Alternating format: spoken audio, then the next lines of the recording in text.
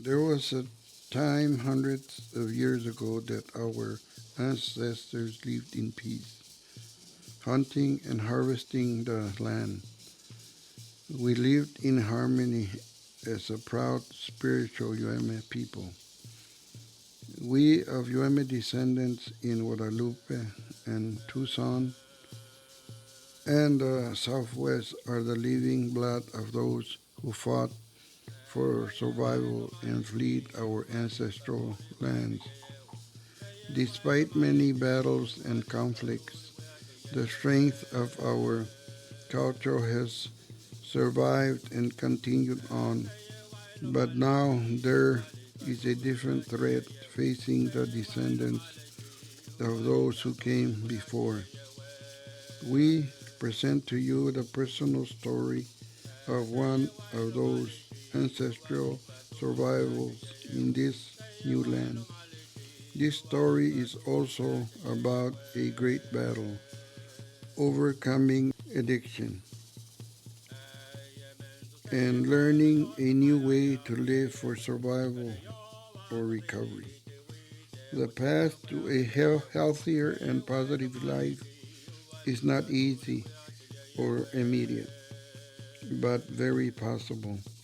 This modern day warrior has sought out cultural and roots to build a stronger cultural identity that helps guide him on this new journey of sobriety.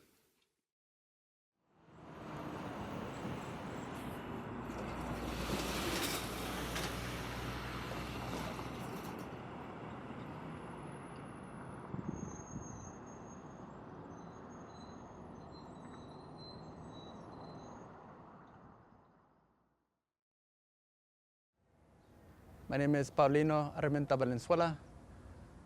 My Yaqui family names are Beteme on my father's side and Bajeca on my mother's side. I was born here in the Valley of the Sun and raised in Guadalupe, Arizona. This past March 14th, 2017, I celebrated 12 years of continuous sobriety from meth, alcohol, and other drugs. You know, no one sets out in life with the goals and aspirations to become a drug addict or an alcoholic, but this is what happened in my life. It's a large part of my experience. I grew up, I think as many do in this community, running around and playing in the streets and alleyways. My cousins were my best friends. My life was centered around Yaqui culture at the ceremonial grounds. My grandfather, I remember, took every opportunity to entertain us with stories of his exploits as a young man, alongside his father, my great-grandfather, during the war that was waged by the Mexican government against the Yaqui people in our homeland from the late 1800s to the early 1900s. He talked of victories, but also of unimaginable suffering, cruelty, inflicted on our people during that time. At home, I had both parents, along with three sisters, one older and two younger. Both of my parents worked outside of the home to make ends meet, to make sure we were fed, clothed, and well cared for. My father taught me the virtues of hard work, a strength of character, dignity, and integrity to self, and the significance and importance of participating and practicing our Yaqui culture. My mother unquestionably was my first teacher. She taught me three languages, Yaqui, Spanish, and English, in that order, all by the time I entered kindergarten. She instilled in me a depth of purpose and compassion and service, which I still hold to today. As children, we spent most summers in the Yaqui homeland in the Rio Yaqui in Mexico. My father's parents had a home in the Yaqui pueblo of Potam, and part of that home still stands today. It was a very different life then in Rio Yaqui. We'd eat cereal with freshly squeezed goat milk, and we'd pass pigs and goats along the way to the market. And I remember the electricity and the water were always turned on during scheduled times of the day, if we were lucky. Back in Guadalupe, my childhood was filled with Pop Warner, hunting trips, fishing trips. My father and I hunted quail, rabbit, and deer. So these were some of my best memories of childhood. And as we see in many families, alcohol abuse and its numerous manifestations were present in my childhood home. I witnessed a lot of violence as a kid, and outside of the home, I experienced sexual abuse by an adult. And later, approaching puberty, began my internal crisis related to sexual identity issues. At some point, there was a shift in my life from a place of safety to a place of distrust, resentment, and fear. By the time I was 13 years old, I was exposed to alcohol, and alcohol quickly became my best friend. It comforted me, it made me feel cool, like I belonged, made me feel less self-conscious and insecure, and it numbed my pain. I was drunk, intoxicated every weekend of my 4 years in high school. At this point in adolescence, it seemed my identity was completely immersed in the story of what others had done to me, their betrayal, their wounding of me. I didn't know it then, but I know it now that in so doing, I gave complete loyalty and control to my story of suffering, shame, and fear. Consequently, anger took a foothold within me, and it became my predominant state of being in the world. Anger is a human emotion that is primarily there to keep us safe. So it's not inherently a bad thing to have anger or to be angry. It is when anger becomes toxic and incessant, it can become damaging to our very soul. Throughout my high school years, I spent most of my time running the streets, getting drunk, fighting, getting into trouble. Then, doing what I saw around me, I started carrying a knife and at times carrying a baseball bat and other weapons. Close to graduating high school, a Marine Corps recruiter started calling, talking about enlisting in the Marine Corps. I remember weighing my options. I thought I can either stick around here, running the streets, end up in prison, or dead within a year, or I can join the military. The Marine Corps, I believe, saved my life on many levels. I learned a lot in the Marine Corps infantry. My enlistment was during peacetime, no combat. So it was a lot of fun for a young man, 18, 19, 20 years old, to run around firing machine guns, throwing hand grenades, jumping out of helicopters, and using C4 explosives to blow things up. What I hadn't counted on was, up to this point, I hadn't done any internal work, meaning I hadn't done anything to begin healing from adverse childhood experiences, trauma. So all my baggage, all my issues I brought with me into the military. Coming back from the Marine Corps, it seemed I came back home angrier and more aggressive, with an increased propensity for violence. I think it was between being in a perpetual state of intoxication that it allowed for an opening for first ecstasy to enter, and then cocaine and then meth to enter into my life. The effects of meth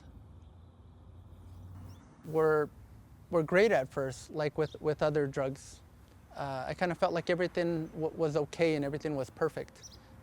Smoking meth became only a weekend thing, only using on the weekends, but after a while, I found myself smoking meth several times during the week, and then I was smoking every day. So we're talking about a highly addictive stimulant drug that has all sorts of toxic chemicals, and here I was smoking this stuff multiple times a day, a straight shot to my brain. There were definite consequences. At first, I started having mild auditory and visual hallucinations. I started seeing shadows that weren't there, shadow people. And then I started hearing whispering that wasn't there. And this is when the paranoia really started to set in. After smoking meth for a couple years, I no longer really recognized reality, what was real and what was a drug delusions. I was in full-blown drug psychosis. The insanity of it all, even when I wanted to stop, I couldn't keep picking up. No matter how many times I promised myself this would be the last time I would use meth. A couple hours later, I'm buying another bag. That was me, on my hands and knees searching the floor for a piece of crystal that I might have dropped, so I could at least smoke a tiny speck of meth. This is the power of this drug meth, the power of the addiction. It's incredible, and things got even worse. I remained in my active addiction for another year and a half. For me, and for a lot of people, sobriety, abstinence is one thing. There's no doubt it's enormously important to put down the pipe, put down the needle, put down the bottle, abstaining from picking up. Then to solidify oneself in their sobriety, most people must begin working a recovery program or risk relapse. A recovery program is not about being perfect or being better than. This is the type of stuff that I heard, especially in early recovery. Trust me, there's nothing perfect about the way that I live my life. However, I try to live my life today more conscious and aware of my inner spiritual work and how my behavior impacts those around me. Do I still make mistakes? Absolutely. What is different today? Today, I take accountability for my actions, and when possible, I make right what I wronged. My name is Raquel Aviles, and I'm the Associate Director of the Pascua Yaqui Health Department. Men's Path is one of our very successful programs. When people come in, they feel welcomed. They're not treated as like in a clinical atmosphere. It's more of a family type of atmosphere where the staff and clinicians work with that individual one-on-one, and it's more of a support system with your peers where it's not a clinical-based type of office atmosphere, but they live there, they eat there, they learn together in the Men's Path home. And I believe that's one of the successes of our program, our men's group home. I remember that time returning to Guadalupe after Men's Path, that year and a half. I was in my active addiction. I was walking around like a shell of a person. My heart was still beating, I was still breathing, and I was still going about my life, but I was empty inside. Rather, my inner light and soul seemed to be obscured by layer upon layer of despair and misery. As painful as that time was for me, I am forever grateful that out of it I received the gift of desperation. As it's said in Narcotics Anonymous, it was the desperation we felt before coming to NA that compelled us to accept the first step. We admitted that we were powerless over our addiction, that our lives had become unmanageable. It was at this point I again sought out my counselor at the tribe. So it didn't happen right away, but an inner shift started to occur. I had become willing to see things differently and accept new ways of being in the world. I became willing to accept that I was not in control, and I became willing to surrender. I'm reminded of a time when my counselor and I were talking about my anger and violent acting out behavior in sobriety. He said something to the effect, Paulino, I believe you needed that anger. It helped you cope through your childhood, through your early adulthood. It supported your survival. You're here, you made it. In a lot of ways, it served you really well. He says, Paulino, now you must ask yourself, does this way of being in the world, the posturing, the aggressive acting out, does it serve you still today? Or does it in fact harm and threaten your health and wellness today? My life and my recovery today, counseling is important. 12-step is important. Inipi sweat lodge is important. Relearning Hyaknoki, the Yaqui language, is important. And about 3 years ago was the first time that I picked up the ayam and the masokowa to become a deer dancer, maso yeye. I'm reminded of what my counselor Mick always said. You always have to do at least one thing for your sobriety, for your recovery every day. And I've taken that simple yet powerful practice with me through today, and it's worked for me. A practice that has been vital on my healing journey is a practice of forgiveness, letting go. And I'm not talking about when people say, get over it. It happened a long time ago. It shouldn't bother you anymore. I'm not saying that at all, because people have hurt us physically, emotionally, mentally, spiritually, and those can leave really deep, long-lasting scars on our psyche, especially if these injuries occurred during childhood. What we must remember is that these experiences do not define me. It is what happened to me, but it is not who I am at my core. Forgiveness is the capacity to let go, to release the anger, resentment, disappointment. The act of forgiving is not giving a free pass or condoning hurtful actions of others. It is the releasing of ourselves from the chains of toxic negative emotion. And this is when we begin to heal the story of what others did to us.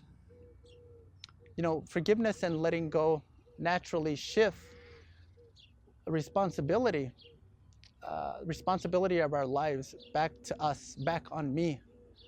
Whether that seems exciting or scary or all at the same time, in so doing, we take back our power mentally and spiritually. I am reminded of a couple quotes. Your life won't be perfect, but it can be purposeful.